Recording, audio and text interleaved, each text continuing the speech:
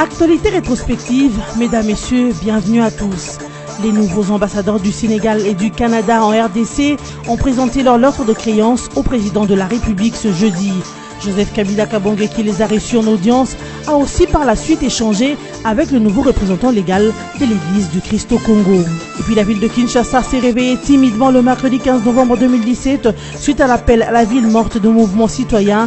Mais en début d'après-midi, les Kinois ont repris normalement leur vie en vaquant librement à leurs occupations. Ce tableau a été preuve de la maturité de la population congolaise qui a fait échec à la ville morte et autres manifestations qui ne favorisent pas la paix dans le pays.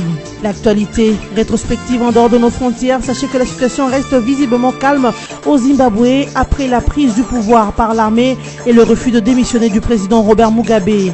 Pendant ce temps, des réactions ne font que tomber. La communauté internationale appelle le Zimbabwe à la retenue. La Grande-Bretagne met en garde contre une transition qui verrait un tyran non élu remplacé par un autre. Deux ambassadeurs plénipotentiaires ont présenté leur lettre de créance ce jeudi 16 novembre 2017 au président de la République, Joseph Kabila Kabange. Il s'agit de l'ambassadeur du Canada, Nicolas Simard, et celui de la République du Sénégal, Papa Talam Diao. Les deux diplomates ont été reçus en audience par le chef de l'État congolais. Joseph Kabila Kabange a aussi reçu en audience ce même jeudi le révérend Dr André Bokundoa Bolikale, nouveau représentant légal de l'église du Christ au Congo. Même si le motif de la visite du numéro 1 de l'ECC n'a pas été révélé, tout porte à croire que le révérend André Bokundoa est venu présenter au Père de la Nation sa politique de la conduite de l'église du Christ au Congo. Dépôt du projet de budget exercice 2018 à l'Assemblée nationale par le Premier ministre Bruno Tshibala ce mercredi 15 novembre. Fixé à 5 milliards de dollars américains, ce budget national a été adopté mardi 14 novembre par le gouvernement et attend son examen et approbation par la Chambre basse du Parlement. Sans surprise, les opérations électorales occupent le gros de ce budget. Une somme de 912,5 milliards de francs congolais, soit environ 500 millions de dollars américains, seront affectés à ces opérations. Le projet de loi de finances devrait être déposé un peu plus tôt, mais nous nous sommes retrouvés devant certaines obligations, certains préalables auxquels nous étions astreints et qui ont fait que les conditions soient réunies seulement au jour d'aujourd'hui pour déposer ce projet de loi de finances.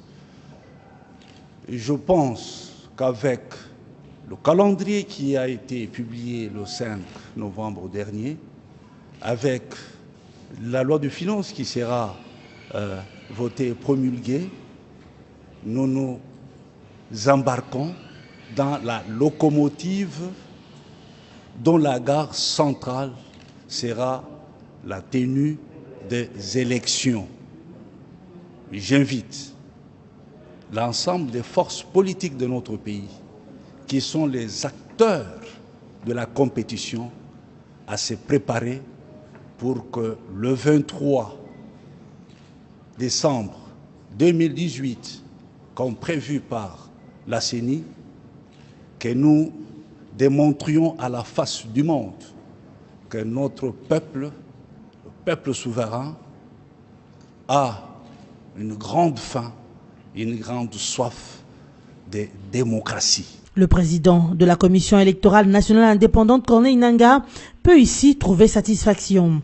Car au cours de la publication du calendrier électoral, il avait affirmé attendre du gouvernement au plus tard le 30 novembre l'actualisation du plan de décaissement des fonds pour la prise en charge des opérations électorales. C'est donc chose faite. Ici est de rappeler qu'en 2017, le budget national était évalué à hauteur de 11 milliards 524 millions de francs congolais, soit 7 milliards 683 millions de dollars américains, alors qu'en 2016, il était de 6 milliards de dollars américains.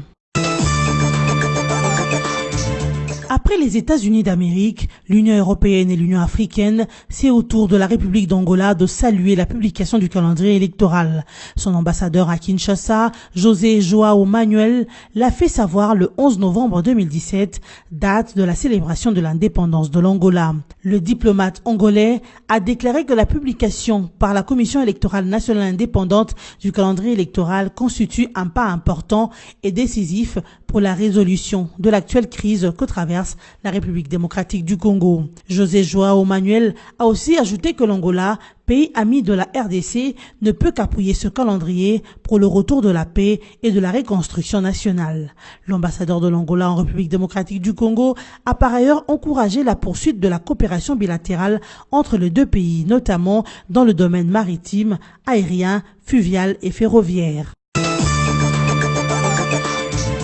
Les élections en 2018, les chefs coutumiers s'engagent à sensibiliser leurs bases respectives pour la tenue de ces élections. Ces autorités coutumières l'ont fait savoir lors de leur rencontre avec la Commission électorale nationale indépendante ce lundi 13 novembre 2017. C'était dans la salle de conférence Abbé Apollinaire Malou Malou. Invitant les chefs coutumiers à soutenir le calendrier électoral, le vice-président de la CENI, Norbert Bassengezi, a rappelé que sa concrétisation est tributaire des contraintes notamment législatives, politiques, logistiques et financières. C'est dans ce sens que l'hôte des autorités coutumières a invité toutes les parties prenantes à remplir chacune en ce qui la concerne son rôle. Selon Mwami Godefroy Munongo, président de l'Association nationale des autorités coutumières et traditionnelles du Congo, ANATC, les élections auront bel et bien lieu dans ce pays. Raison pour laquelle les chefs coutumiers doivent communiquer le message de paix et d'implication de tous aux chefs de chefferie, de groupements et de villages pour aller de l'avant dans la paix et la sérénité. Encore une fois, l'appel à la manifestation lancé par le mouvement citoyen et soutenu par l'opposition n'a pas trouvé gain de cause auprès de la population de Kinshasa en particulier. Bien que quelque peu réservée en début de la matinée, la population congolaise a fini par sortir comme d'ordinaire pour vaquer librement à ses occupations diverses dans un climat plus ou moins serein ce mercredi 15 novembre 2017. Aucun attroupement ni arrestation n'a été signalé dans la ville de Kinshasa. Pour certains Kinois, les appels à la ville morte ont perdu leur sens en RDC. Ils affirment cependant que l'effectivité de la ville morte n'a pas été constatée vu que tout le monde a vaqué à ses occupations et de manière habituelle. Ville morte pour nanga ezanango suna santé.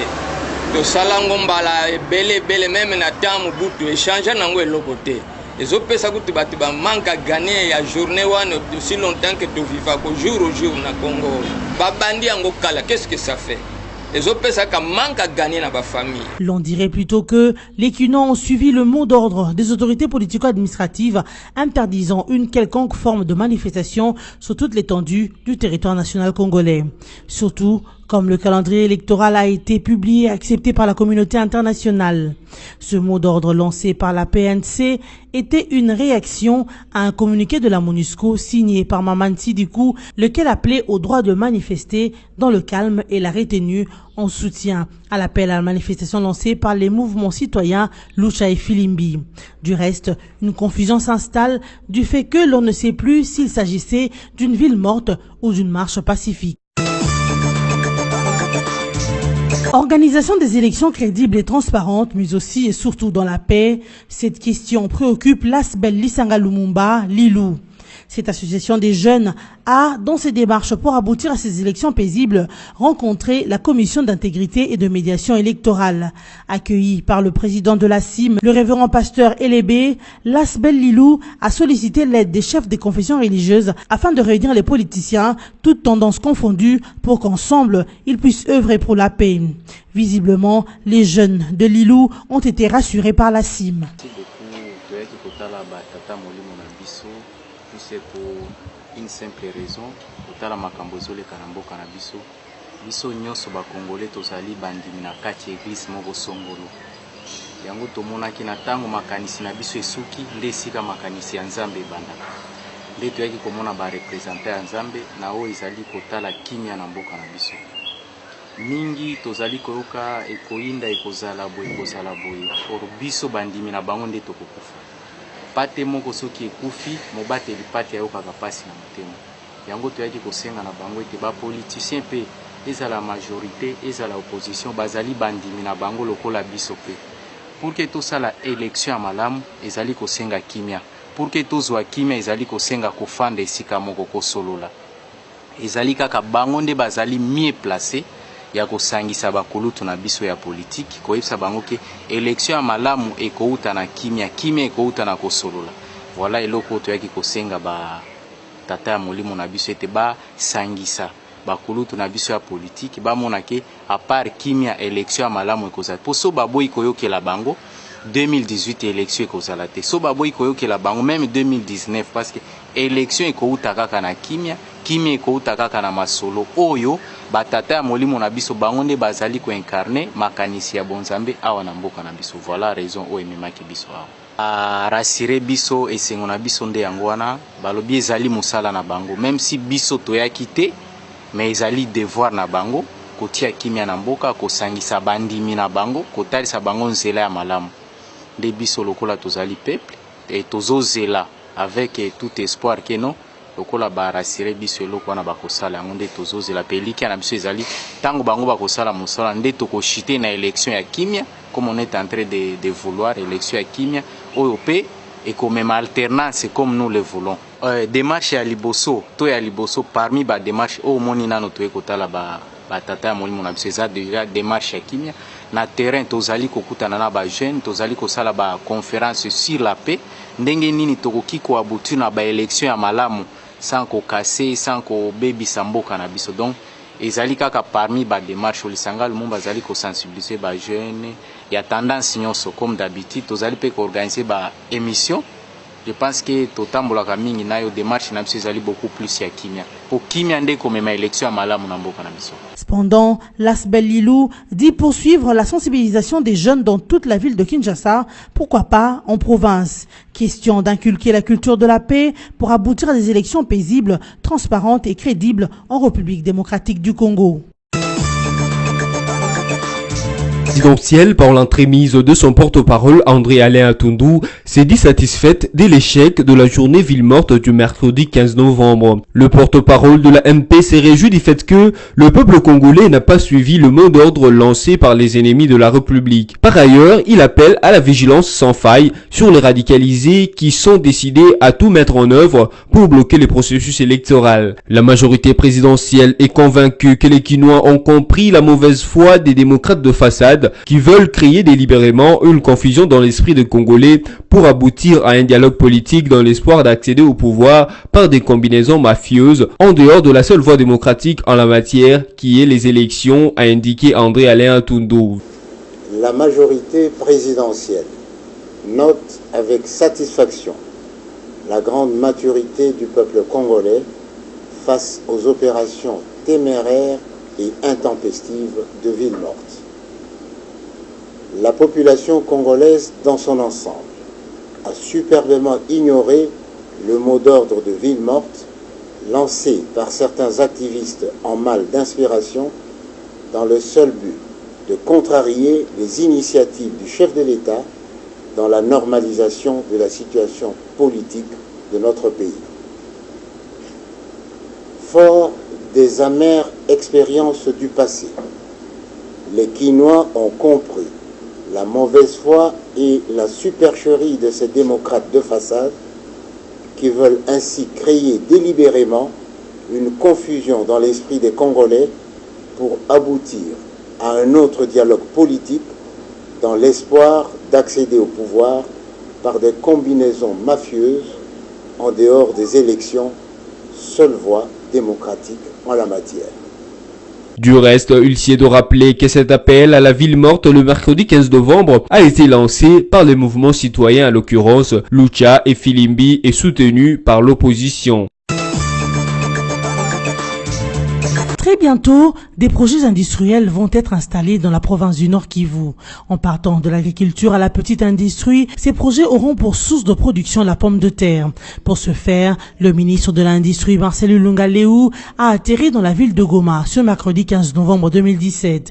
Il va durant son séjour sensibiliser les industriels mais aussi mobiliser la population sur les statistiques industrielles. Je suis venu dépêché par le chef de l'État qui a instruit le Premier ministre pour venir lancer la sensibilisation des industriels en rapport avec les statistiques industrielles et aussi mobiliser tout le peuple de la ville de Goma autour des activités industrielles, car nous avons des projets que nous voulons installer ici. À ce propos, nous voulons bien que nous fassions la sensibilisation et que les gens soient avec nous, de sorte que nous installions le projet industriel en rapport avec la production et de tout ce qui sort de la pomme de terre. Président du parti politique UNAFEC, Marcel Ilunga Leou a été accueilli chaleureusement par les membres de son parti. Il a félicité ces derniers qui ont fait échec à l'appel à la ville morte de la Lucha et Filimbi. Je voudrais remercier les militantes et militants de l'UNAFEC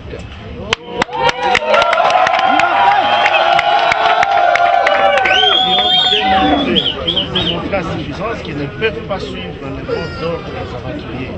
Le chef de l'État tient à la paix, le chef de l'État tient au développement et nous n'avons pas besoin de tout ça. La population de Goma et en particulier les sympathisants de l'UNAFEC ont dit vaquer à leurs occupations habituelles afin de préserver la paix instaurée par le président de la République, Joseph Kabila Kabange.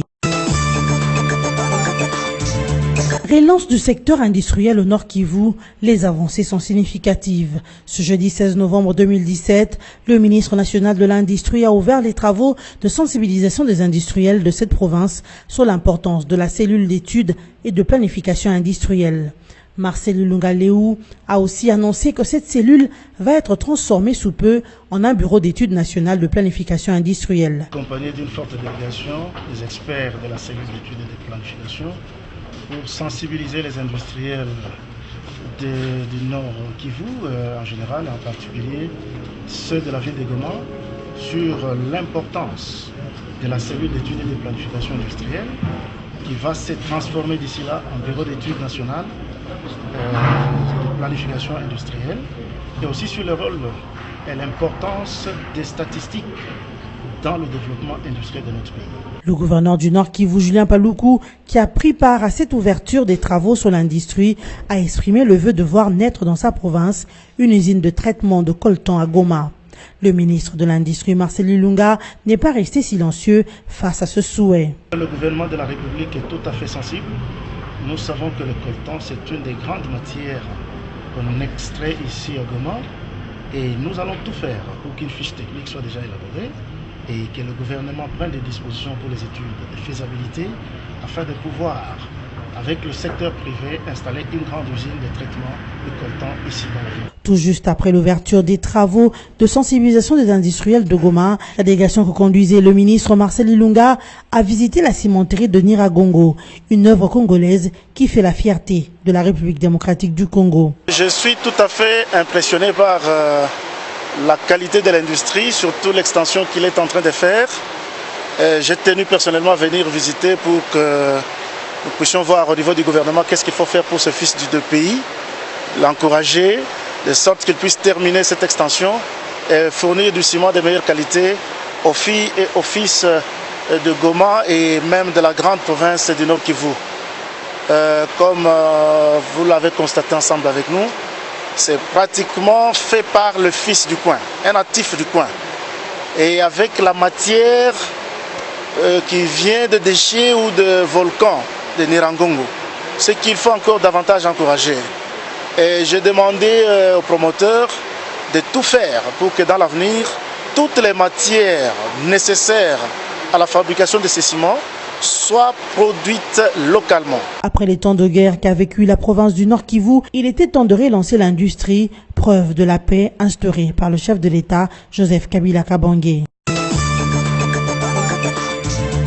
Fini la confusion dans les dossiers du lotissement du quartier Sokopao dans la commune de Limete. Le ministre des Affaires foncières Lomé Andou Malengui a rétabli la SCTP ex-ONATRA dans ces dossiers. La décision prise par les ministres Lomé Firadat car elle apporte des corrections notamment sur la compétence de la désaffectation reconnue au seul ministre de l'Urbanisme et Habitat pour un bien foncier faisant partie du domaine public de l'État. Les ministres qui avaient pris l'arrêté de 1993 relatif à la création du lotissement dénommé Extension Sokopao n'avaient pas qualité de désaffecter les terrains appartenant à l'ONATRA dès lors qu'il s'agit de l'espace du domaine public de l'État. La même erreur aurait été commise par les ministres des Affaires foncières qui avaient jugé bon de créer des parcelles à cet espace qui demeure un domaine public de l'État. Notez aussi que l'ex-ONATRA a vu ses sites squattés à plusieurs endroits à Kinshasa s'ils ne sont pas carrément vendus à des particuliers. On cite notamment des maisons construites le long de la voie ferrée dans la concession de l'eau dans la commune de Barumbu. La SCTP compte également un site spolié à Kingaboa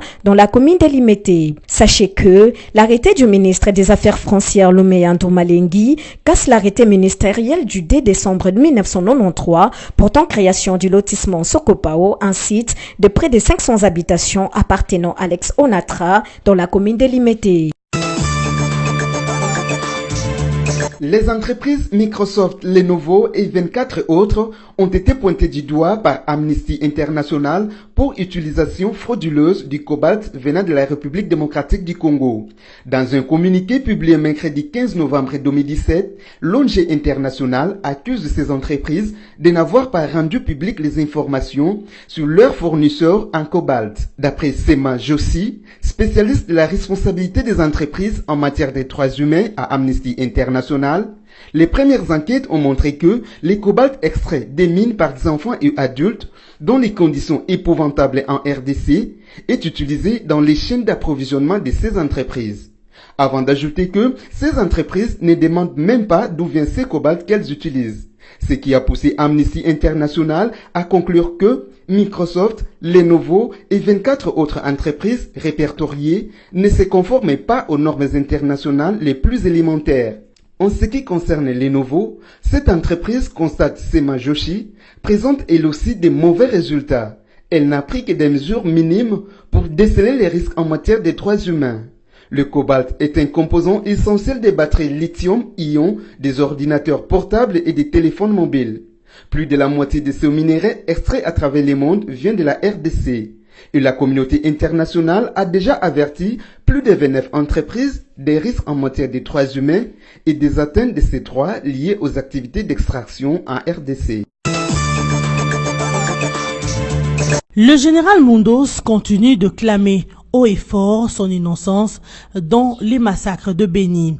Auditionné comme renseignant sur demande du ministère public le lundi 13 novembre à Béni, le général Akili Mundos a été accusé et poursuivi comme instigateur des massacres commis dans le territoire de Béni.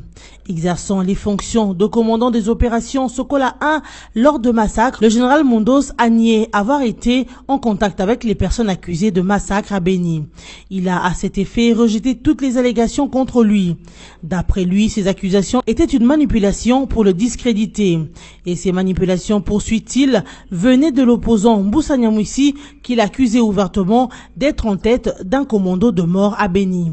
L'audition du général Akili Mundos a juste servi à confronter sa défense à celle de ses accusateurs. La cour militaire opérationnelle du Nord Kivu, siégeant en chambre foraine à Béni, a suspendu l'audience après l'audition de 2 autres renseignants qui ont témoigné contre le général Akili Mundos. Dans la ville de Mwanda au Congo central. C'est dans ce cadre que le vice-ministre des ITPR s'y est rendu, accompagné de l'agence congolaise des grands travaux. Papi Mantezolo et le directeur général de la CGT Médari Lunga ont au cours de leur parcours dans le Congo central inspecté les travaux de la route nationale numéro 1 Kinshasa-Mwanda d'une grande importance pour la réalisation de ce port en eau profonde. La RN1 Kinshasa-Mwanda doit donc passer à une largeur de 4 bandes. Question de se conformer aux normes internationaux des autoroutes, mais aussi réduire les virages existants sur cette route. Avec la recommandation du chef de l'État, on vient d'obtenir la construction du port en eau profonde à Banana. Et par conséquent, nous croyons que dans les 2 années qui arrivent, nous aurons le plus grand port de l'Afrique centrale. Comme nous nous occupons des routes de notre pays, il était de bonne loi de descendre afin de voir l'évolution de la route de Kinshasa-Matadi, parce que maintenant la politique du chef de l'État et du gouvernement voudrait que nous puissions agrandir la route.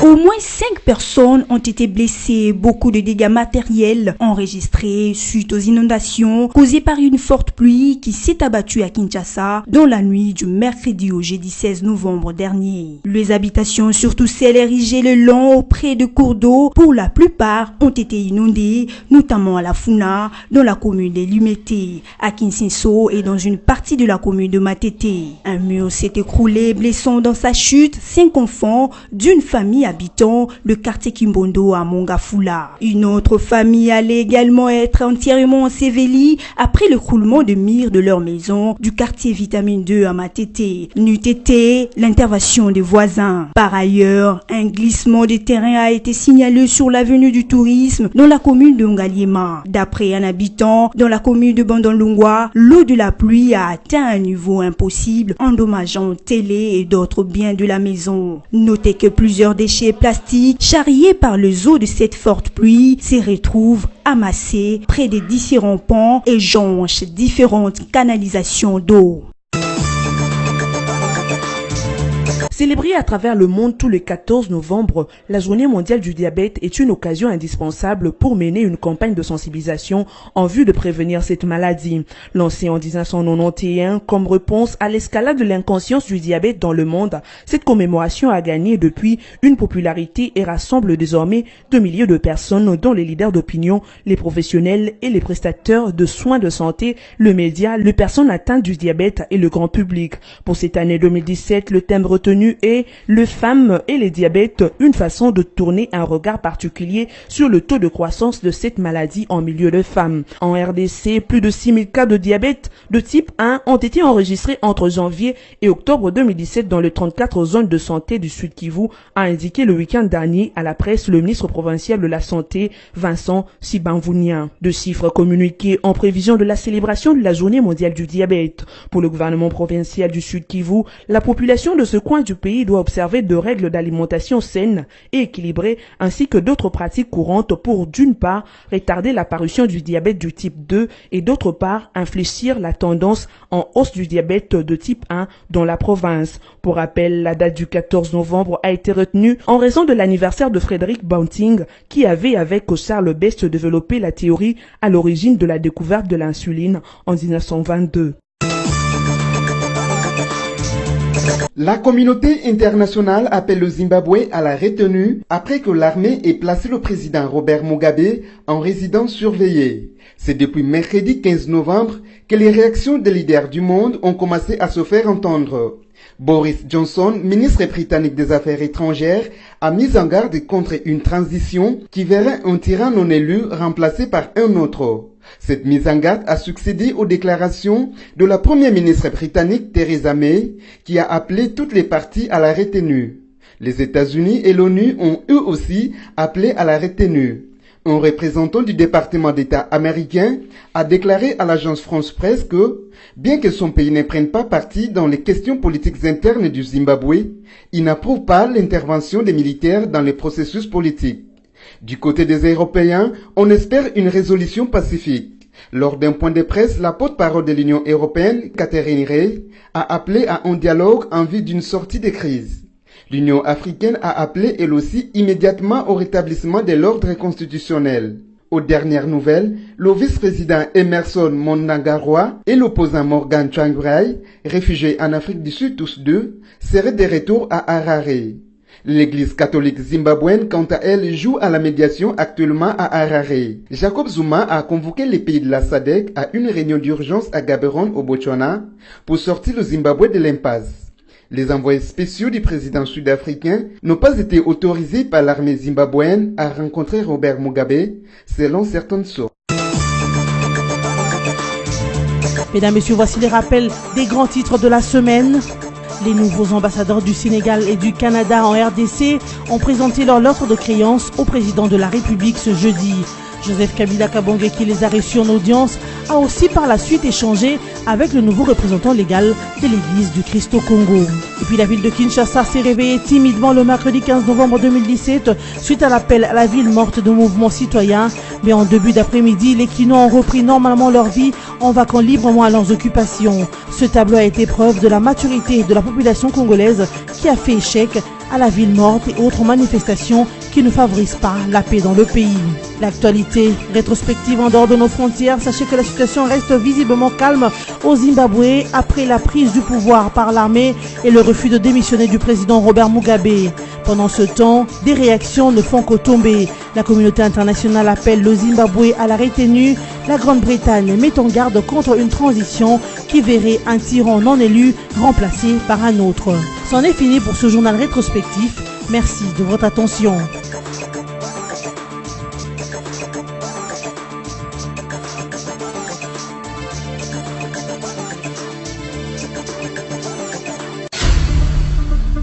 Congo Panorama, votre magazine d'actualité est à nouveau dans vos bacs avec son édition de la rentrée et ses rubriques diversifiées. Coopération et diplomatie, 8 nouveaux ambassadeurs accrédités en RDC, l'Union africaine au front contre l'Union européenne. Séjour du chef de l'État aux Nations Unies, Joseph Kabila, très sollicité, étrange, le processus électoral est fixe et irréversible. En politique, Congo Panorama vous propose une gamme de sujets variés, notamment le dossier CENI et élections avec les tournées des Corneilles Nangaa dans le Congo profond et les évaluations du processus électoral. La politique, c'est aussi la conférence des Kananga où Kabila a scellé la réconciliation au Grand Kassai ou encore le procès en cours au Kassai. La une du Congo Panorama est consacrée à l'armée.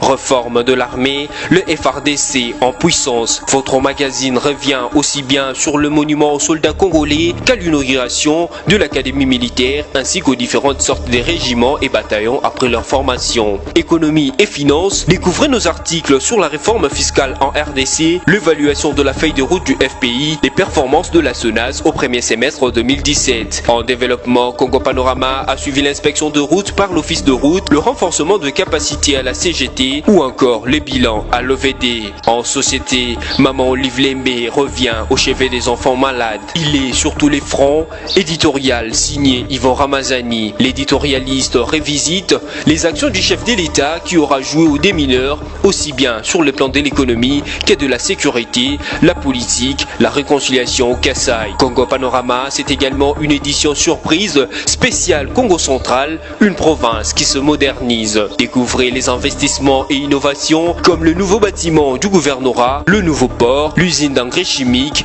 la cimenterie, mais aussi les travaux de voirie. Découvrez également l'interview bilan du gouverneur Jacques Mbadou et cet éditorial qui lui est dédié par Yvon Ramazani. Il a osé ceci pour avoir, en période de marasme multisectoriel, engagé sa province sur la voie du développement à la lumière de la vision de modernité du chef de l'État. Congo Panorama, s'investir pour un Congo émergent. Congo Panorama, toute l'actualité à votre portée.